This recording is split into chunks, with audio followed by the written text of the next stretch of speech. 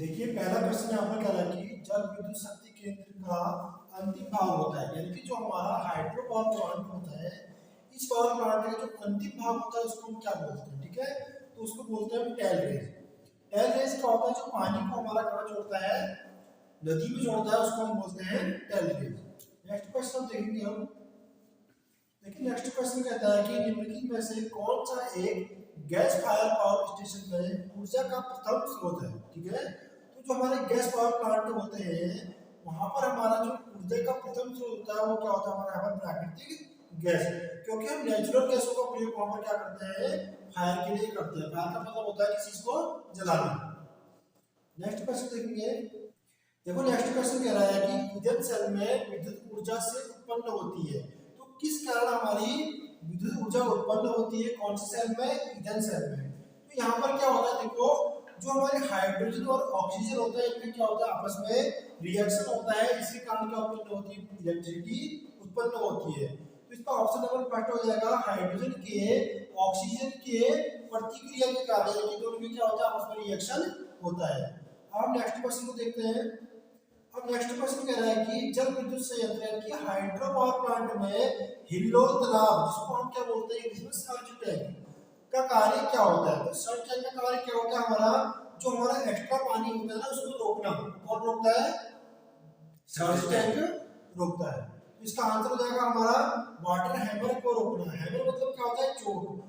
जो पानी का बहुत तेज बहाव होता है उसको कौन रोकता है? हमारा सर्ज टैंक यहाँ पर रोकता है। इसका ऑप्शन नंबर ए हमारा राइट आंसर हो जाएगा।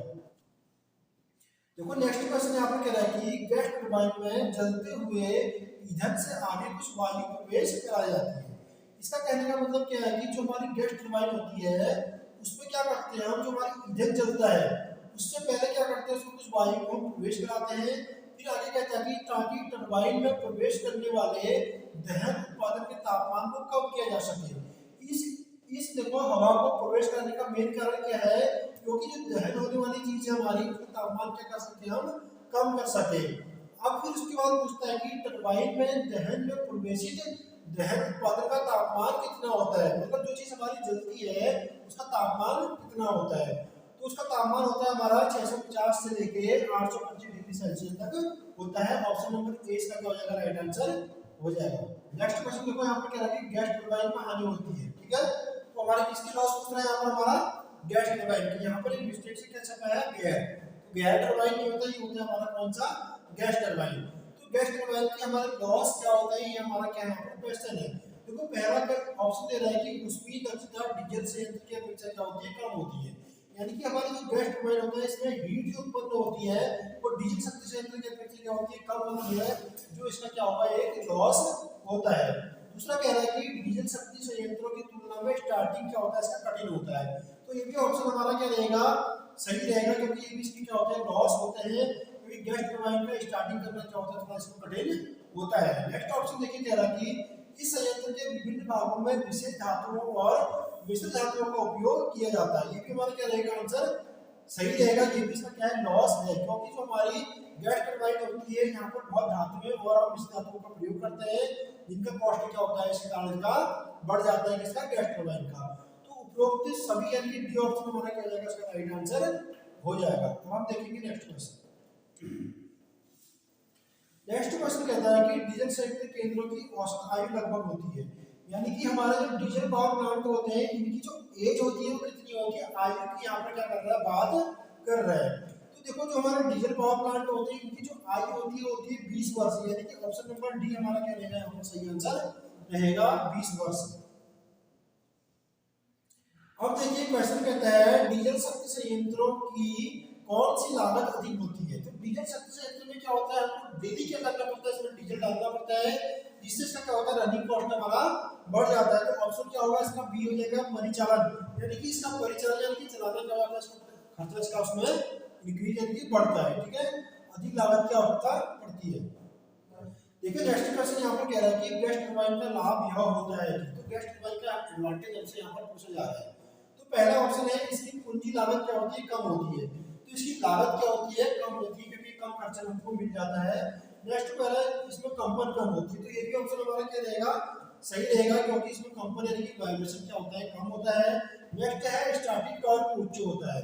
जो हमारे गैस टरबाइन होते हैं इनका स्टैटिक टॉर्क भी क्या होता है, उच्च होता है। ये भी ऑप्शन हमारा क्या रहेगा, सही रहेगा। तो इस प्रकार उपरोक्त सभी हमारे क्या जाते हैं, इसके एडवांटेज यानी कि लाभ होते हैं। ऑप्शन नंबर डी इसका क्या हो जाएगा, सही हो जाएगा। हम नेक्स्ट क्वेश्चन कह रहा है कि डीजल शक्ति केंद्रों में अल्टरनेटर होते हैं। जो हमारे डीजल पावर प्लांट होते हैं, यहाँ पर कौन से अल्टरनेटर का यूज करते हैं, तो कौन से करते हैं, देखो इसको हम करते हैं सेल्फ एक्साइटिंग अल्टरनेटर का यूज करते हैं।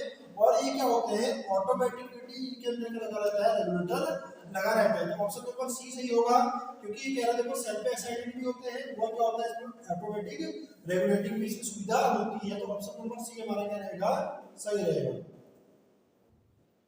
नेक्स्ट क्वेश्चन देखो क्या कह रहा है कि जल विद्युत शक्ति केंद्रों में विद्युत ऊर्जा उत्पन्न करने के लिए तो क्या करना पड़ता है, हमको हाइड्रो पावर प्लांट में विद्युत ऊर्जा को उत्पन्न करने के लिए हमें पहले तो एक बांध डालना पड़ता है, ठीक है।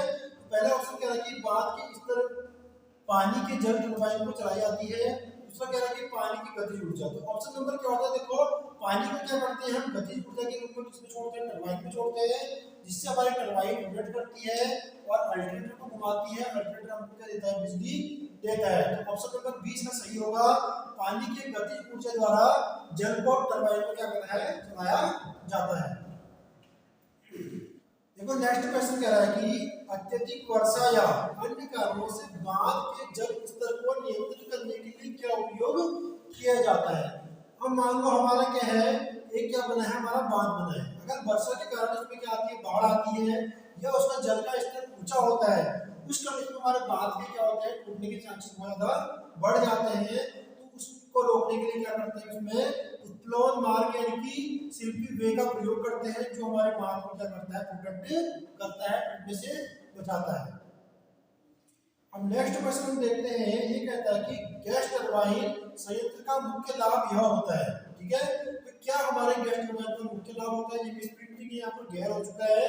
तो ये क्वेश्चन क्या हमारा, गैस टरबाइन संयंत्र का मुख्य लाभ होता है। तो क्या होता है, देखो कंप्रेसर, दहन कक्ष और टरबाइन, ये सारे चीज हमारे क्या होते हैं, गैस पावर प्लांट में होते हैं। तो उपयुक्त सभी क्या लेंगे, इसके ऑप्शन सही हो जाएंगे।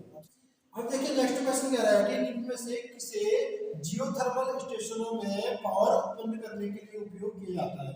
यानी कि हमारा जो जियोथर्मल पावर स्टेशन होते हैं, उन स्टेशनों में पावर उत्पन्न करने के लिए हम किसका प्रयोग करते हैं, किसका प्रयोग करते हैं, देखो जो हमारे सूर्य के अंदर का तापमान होता है वो क्या करता है, जियोथर्मल एनर्जी को उत्पन्न करता है। तो यहाँ पर हमारा ऑप्शन नंबर डी का जाएगा, राइट आंसर हो जाएगा। अब देखिए नेक्स्ट क्वेश्चन हमारा कह रहा है कि गैस टरबाइन का व्यापक रूप से प्रयोग कहाँ होता है या किसके लिए होता है।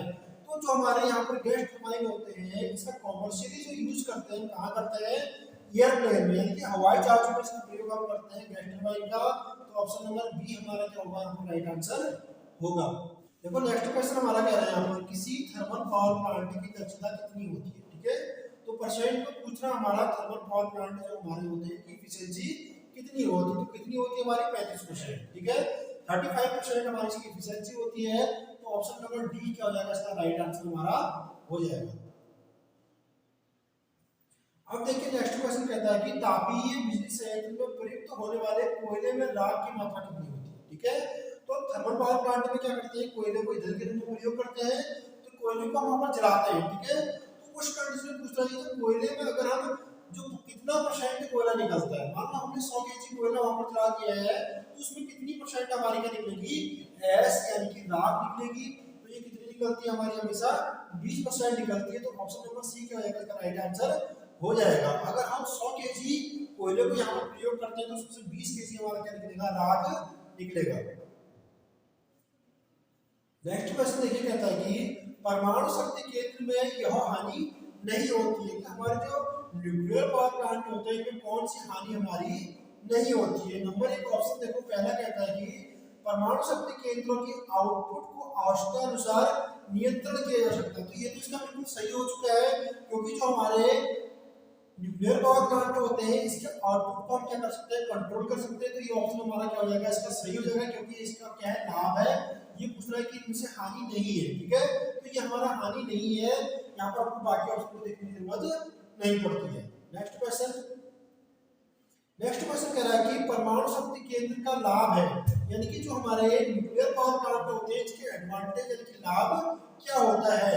देखो पहला ऑप्शन है ईंधन की मात्रा बहुत कम लगती है, ठीक है, तो ये ऑप्शन हमारा बिल्कुल सही है, क्योंकि जो क्वांटिटी होती है, मात्रा होती है, क्या होती है, बहुत क्या होती है हमारे यहाँ पर कम होती है, क्योंकि जो हमारे न्यूक्लियर पावर प्लांट है यहाँ पर हम क्या करते हैं, यूरेनियम का यूज करते हैं, तो 1 kg यूरेनियम से भी क्या कर सकते हैं, हम बहुत ज्यादा बिजली को पैदा कर सकते हैं, तो ये हमारा सही हो जाएगा।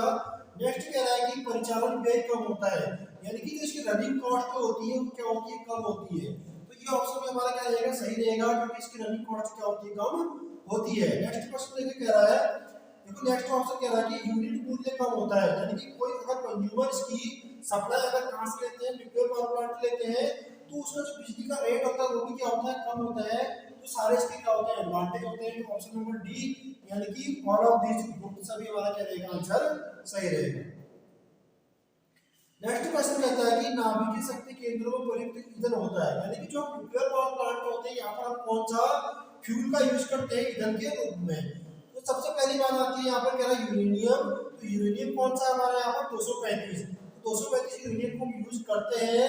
नेक्स्ट ऑप्शन है थोरियम, थोरियम कितना 232, तो इसे भी हम कहाँ यूज करते हैं, ईंधन के रूप में प्रयोग करते हैं। नेक्स्ट ऑप्शन है हमारा सी वाला, देखो प्लूटोनियम, तो प्लूटोनियम कितना है हमारा 239, तो इसको भी क्या करते हैं हम यहाँ पर न्यूक्लियर पावर प्लांट में ईंधन के रूप में प्रयोग करते हैं। तो इसका आंसर हो जाएगा हमारा ऑप्शन नंबर डी, उपरोक्त सभी। नेक्स्ट क्वेश्चन कहता है कि जल विद्युत शक्ति केंद्रों की हानि होती है, यानी कि जो हमारे हाइड्रो पावर प्लांट होते हैं इसकी हानि क्या होती है, नुकसान क्या होते हैं, डिसएडवांटेज की बात ये कर रहा है। तो पहला कह रहा है कि इसका निर्माण लागत अधिक होता है, ये ऑप्शन हमारा क्या रहेगा, बिल्कुल सही रहेगा। देखिए क्योंकि जो इसकी कॉस्ट होती है, यानी कि जो इसके निर्माण की कॉस्ट होती है क्या बहुत ज्यादा होती है, ऑप्शन हमारा सही रहेगा। दूसरा कह रहा है कि निर्माण के समय अधिक लागत लगता है, तो ये भी क्या है, अगर निर्माण की लागत अधिक हो रही है तो बात ऑप्शन नंबर ए और ऑप्शन नंबर बी दोनों क्या लगभग सेम है, तो दोनों ठीक रहेंगे। तीसरा ऑप्शन कहता है कि भूमि का बहुत बड़ा हिस्सा जल में डूब जाता है, ठीक है, जब हाइड्रो पावर प्लांट को लगाते हैं तो उस कंडीशन में क्या होता है, सारा एरिया पानी से भर जाता है, जिससे हमारा क्या होता है, बहुत जमीन का नुकसान होता है, तो ये भी इसका क्या है, लॉस है, यानी कि तीनों जो है इससे नुकसान है, इसमें आंसर कौन सा रहेगा हमारा, उपरोक्त सभी, ऑप्शन नंबर डी। अब देखिए नेक्स्ट क्वेश्चन कहता है कि जल विद्युत शक्ति केंद्रों के लाभ होते हैं, यानी कि जो हमारे हाइड्रो पावर प्लांट होते हैं इसके लाभ एडवांटेज क्या होता है। पहला ऑप्शन कहता है वायु प्रदूषण नहीं होता है, तो ऑप्शन हमारा पहला क्या रहेगा, बिल्कुल सही रहेगा, क्योंकि जो हमारा हाइड्रो पावर प्लांट होता है इससे क्या होता है, कोई भी हमारा पॉल्यूशन इसमें नहीं होता है। दूसरा कह रहा है कि परिचालन खर्च कम होता है, यानी कि रनिंग कॉस्ट इसकी क्या होती है, कम होती है, ये भी हमारा ऑप्शन क्या रहेगा, सही रहेगा, क्योंकि जो हाइड्रो पावर प्लांट होता है इसमें पानी का यूज करते हैं, इससे हमारी रनिंग कॉस्ट क्या आती है, बहुत कम होता है। नेक्स्ट कह रहा है इसकी आयु बहुत अधिक होती है, तो एज क्या होती है हाइड्रो पावर प्लांट की बहुत ज्यादा होती है, इसलिए ऑप्शन नंबर हमारा डी सही रहेगा, और सभी आंसर क्या हमारे सही है। देखिए नेक्स्ट क्वेश्चन कहता है कि वाष्प शक्ति केंद्र में बॉयलर में पानी बनने के लिए जो पानी प्रयोग किया जाता है वह कौन सा पानी होता है। देखो अगर हम इसमें नदी का पानी यूज करेंगे तो क्या होगा, नदी का कचरा भी सबसे ले जाएगा, ठीक है। दूसरा कह रहा है तालाब का पानी, तालाब के पानी को भी हम यूज नहीं करते हैं, तो वहां पर क्या करते हैं, देखो हम फिल्टर पानी का यूज करते हैं, जिसमें अपने स्टीम टरबाइनों में बॉयलर में जो पानी को गर्म करने के लिए यूज करते हैं, तो ऑप्शन नंबर सी इसका क्या होगा, सही होगा, फिल्टर वाटर। नेक्स्ट क्वेश्चन कह रहा है कि एक वाष्प शक्ति केंद्र यानी कि स्टीम पावर प्लांट की बात होगी इसमें कि मुख्य भाग कौन से होते हैं, मेन पार्ट और क्या है, स्टीम पावर प्लांट। तो बॉयलर हमारा स्टीम पावर प्लांट में होता है, वाष्प टरबाइन भी होता है, अल्टरनेटर और एक्साइटर भी होता है, तो ऑप्शन नंबर डी हो जाएगा हमारा सही हो जाएगा, उपरोक्त सभी, क्योंकि जो हमारा स्टीम पावर प्लांट है वो सारे, देखो बॉयलर क्या करता है, पानी को गर्म करके स्टीम में चेंज करता है, और टरबाइन क्या करता है, उसी भाप के द्वारा चलता है और मैकेनिकल एनर्जी को देता है, उसके बाद अल्टरनेटर क्या करता है, इलेक्ट्रिकल एनर्जी देता है, तो ऑप्शन नंबर डी क्या होगा आपका राइट आंसर हो जाएगा। नेक्स्ट क्वेश्चन देखो कहता है कि जिस विद्युत चलन केंद्र पर विद्युत ऊर्जा का उत्पादन कोयले जलाकर किया जाता है उसे कहते हैं। तो जहां पर भी हम कोयले को जलाते हैं तो यहाँ पर हमको कोयले को जलाने में क्या मिलता है, ताप मिलता है, यानी कि इसको बोलेंगे थर्मल पावर प्लांट। तो ऑप्शन नंबर ए हमारा क्या हो जाएगा, तापीय शक्ति केंद्र। तापीय शक्ति केंद्र को हम क्या बोलते हैं, थर्मल पावर प्लांट बोलते हैं। अब देखिए नेक्स्ट क्वेश्चन यहाँ पर कह रहा है कि तापीय शक्ति केंद्र के निम्नलिखित प्रकार होते हैं, कि हमारे जो थर्मल पावर प्लांट होते हैं उनके कौन कौन से यहाँ पे टाइप दिखा रखे हैं। पहले हमारा वाष्प शक्ति केंद्र यानी स्टीम पावर प्लांट की बात कर रहे हैं, तो स्टीम उत्पन्न हो रही है तो तापीय होगा। दूसरा कह रहा है कि डीजल शक्ति केंद्र, तो डीजल शक्ति केंद्र भी क्या करते हैं, यूज करते हैं। ऑप्शन नंबर सी कह रहा है कि गैस टरबाइन शक्ति केंद्र, तो ये भी हमारा क्या रहेगा, सही रहेगा। तो उपरोक्त सही हमारे क्या हो जाएंगे, आंसर सही हो जाएंगे। अब देखिए नेक्स्ट क्वेश्चन यहाँ पर कहता है कि वाष्प शक्ति केंद्र में जो हमारे स्टीम पावर प्लांट होते हैं, यहाँ पर बॉयलर को गर्म करने के लिए क्या प्रयोग किया जाता है। ठीक है, तो हम क्या करते हैं, हम कोयले का प्रयोग करते हैं। कोयला कैसा होना चाहिए हमारा, देखो ठोस कोयला, दूसरा क्या है खान से निकलने वाला गीला कोयला, तीसरा है सूखा कोयला, चौथा हमारा सामान्य कोयला। तो यहाँ पर जो कोयला हम यूज करते हैं वो करते हैं सूखा कोयला, और इसके साथ और ऐड होता है क्या होना चाहिए साथ, वो कोयला कैसा होता है, चूर्ण के रूप में होता है। इसका आंसर पूरा क्या हो जाएगा, सूखा कोयला, और वो भी कैसा, चूर्ण के साथ। तो 20 मिनट है, आई तो इसको आप एक बार देखेंगे। अब नेक्स्ट क्वेश्चन कहता है कि डीजल शक्ति केंद्र में संपूर्ण दक्षता कितनी होती है। ठीक है, डीजल मतलब हमारे डीजल पावर प्लांट जो होते हैं की एफिशिएंसी कितनी होती है, तो कितनी होती है, 36% इसकी एफिशिएंसी होती है। ऑप्शन नंबर डी हमारा क्या रहेगा, राइट आंसर हो जाएगा।